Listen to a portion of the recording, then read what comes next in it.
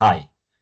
So the goal for this video is to learn the process for solving a system of equations using LU decomposition.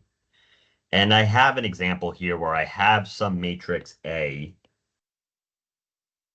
multiplied by a matrix of unknown variables X, and that is equal to B. And reminder that if you did this matrix multiplication, you would end up with three equations that form a system. And there's one specific point, X, Y, and Z, that satisfies all three equations. So that is our objective, and we're going to do this using LU decomposition. Now, the general idea of this process is to take the matrix A and decompose it. So we're going to decompose A into the product of two matrices. And that product ends up being L multiplied by U, where L is a lower matrix that contains the multipliers from Gaussian elimination, essentially. And that U is the upper matrix, which is the result of Gaussian elimination, if we were to go through with the forward elimination part of that process. And once we do that, what we're going to do is take that A, this A, and we're going to write that as LU times X is equal to B. And maybe to make it extra clear, I'll make this blue so we can see that the A is what we are specifically changing. The X and the B are staying exactly as they are. That is our first step in this process. Once we go ahead and decompose, we're going to make another definition and say that the product of U and X is Z. And then we'll say that LZ is equal to B.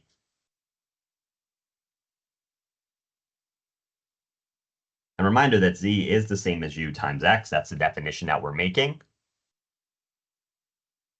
Once we find Z, we'll go ahead and then solve for Z using that definition. Or not solve for Z. We'll have Z. We'll solve for X using that definition. This is the general procedure.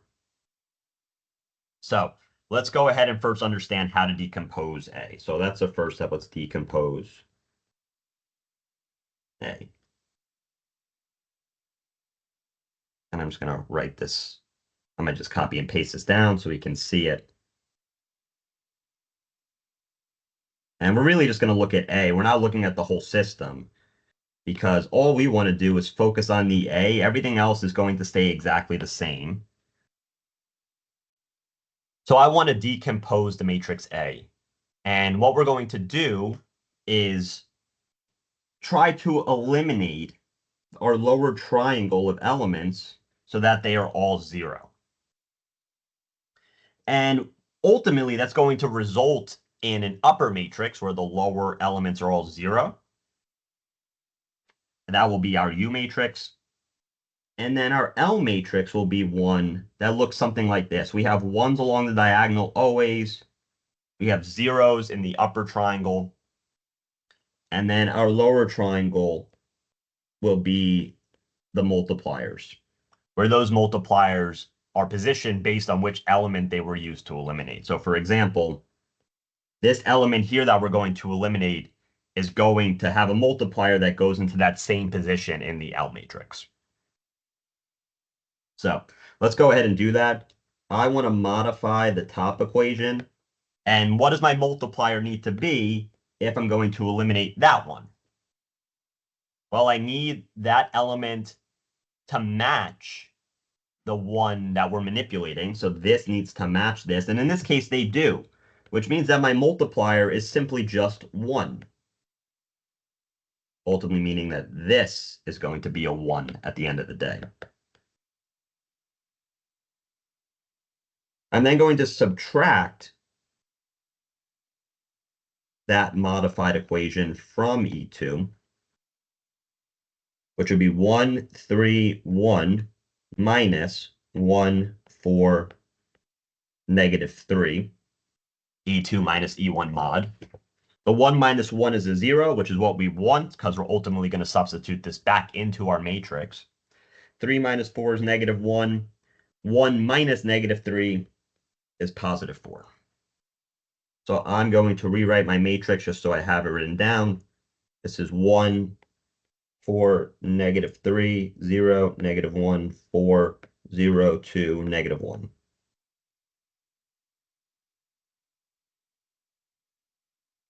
Cool. Now, this is already eliminated, but we still need to have a multiplier for that spot so that when we fill our L matrix, this element is not empty. So the question is, what is our multiplier going to be if I want to match this number to the 0? Well, in that situation, I'm going to multiply the top row by 0. And again, just to remind you, if I were to go ahead and do E1 mod, usually what we do is take the element that we're interested in getting and put it over the element in that first column that we want to get rid of, because you can see that when I multiply this out, these ones would cancel, and then you'd have a 0. Basically, what that tells us is that L31 is equal to 0. And I'll come back here and just write it down. L21 is equal to 1. So we have those for the future. But what we actually want to do now is focus on eliminating the 2. Now, in this problem, I told you not to worry about pivoting. So we're just going to leave it as is. And I'm going to modify the second equation now. Again, the reason we modify this one is because if I modified the first equation and ended up doing this minus this element that was originally a 0 will no longer be a 0. And that's a problem for us because we're trying to get the lower triangle equal to 0. So because of that, we don't modify the 4. We're going to modify the negative 1. So what do I have to do to get that to match? I'm going to multiply by 2 over negative 1.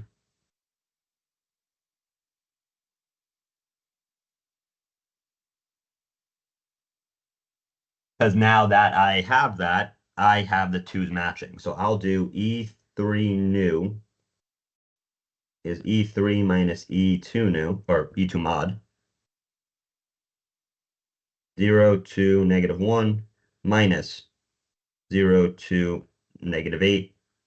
This is going to be 0, 0. Negative 1 minus negative 8 is positive 7. So that means that my matrix is going to be 1, 4, negative 3, 0, negative 1, 4, 0, 0, 7. And this is my U for LU decomposition. And then my L is going to be the matrix of my multipliers, where if we come back up and look, we saw that L21 was 1, L31 was 0, and what was our multiplier for this problem? Negative 2. And reminder that if I took those matrices and multiplied them together, L times U in that order, that's why it's called LU decomposition and not UL decomposition, you would get back the original matrix A. Which if you want to do that as an exercise for yourself, feel free, but you'll see that you end up getting back our starting matrix, which was this one. Okay, I have decomposed A now into LU, and I have those matrices. So let's come back to our equation, which was AX is equal to B, and we just made this substitution that LU is the same as A. And we're going to write that Z is equal to U times X. We'll keep that in our back pocket. We will use it later because what we're going to do is take that L multiplied by Z, and that will give me the B matrix. So let's solve this now for Z. So solve for Z.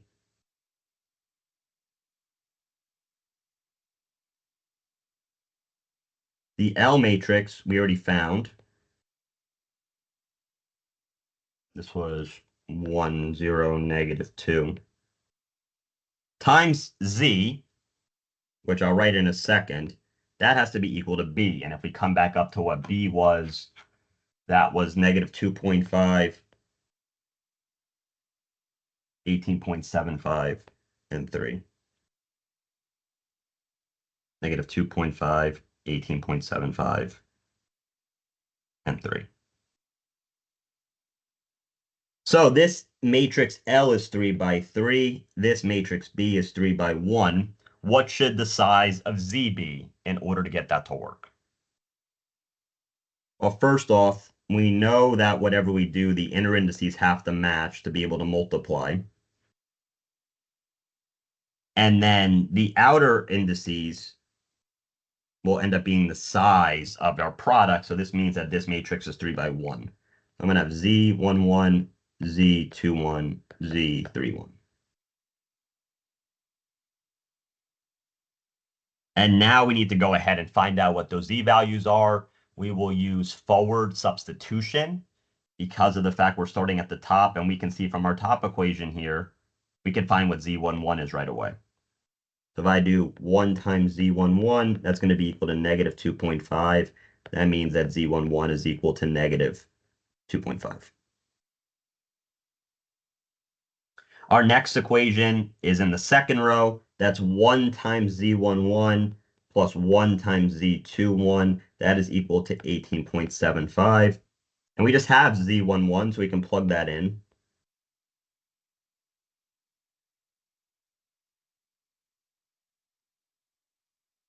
And if we go through that math, we get 21.25.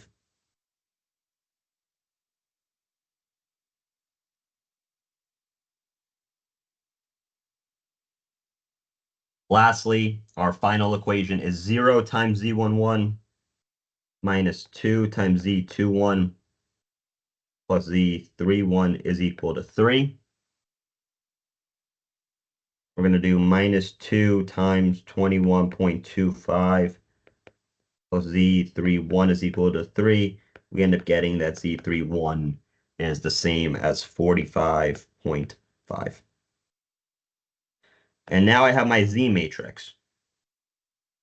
Negative 2.5, 21.25, 45.5.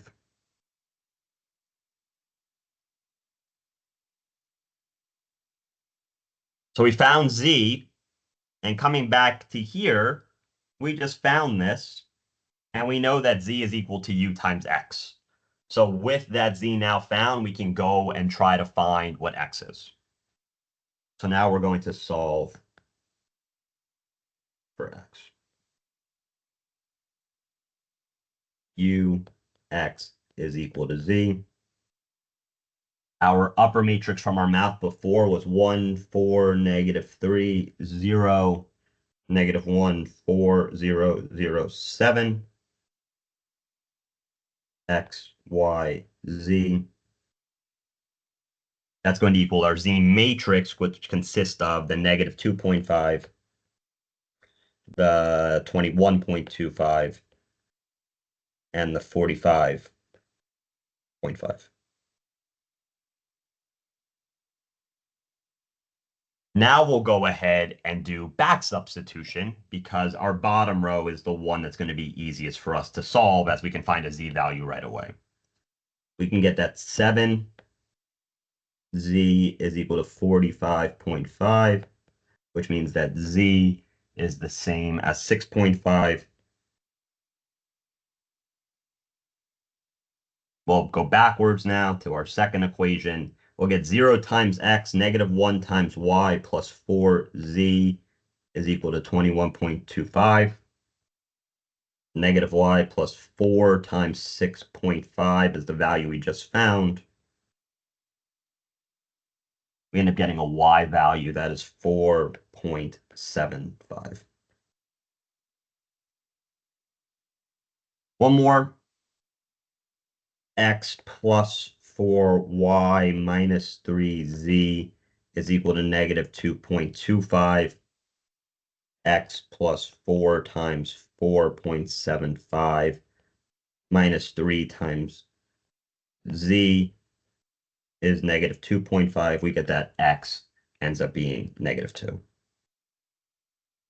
So we have our answer for the X matrix now. It's negative 2, 4.75, 6.5. And we were able to find that using LU decomposition. So just a reminder of those steps. AX equals B. LU X equals B. We took A and decomposed it into LU. So basically from this step to this step, we said that A was equal to LU. We then created a definition from this step to this step that Z is equal to UX. We find Z with forward substitution, and then we'll go ahead and find X using that definition. That is the general procedure for LU decomposition. If you have any questions, please let me know. I recommend checking out my other video on LU decomposition on inverses, because we use these same type of steps, but with a little bit more work to find the inverse of a matrix A. Hope this helps. Thanks. Bye.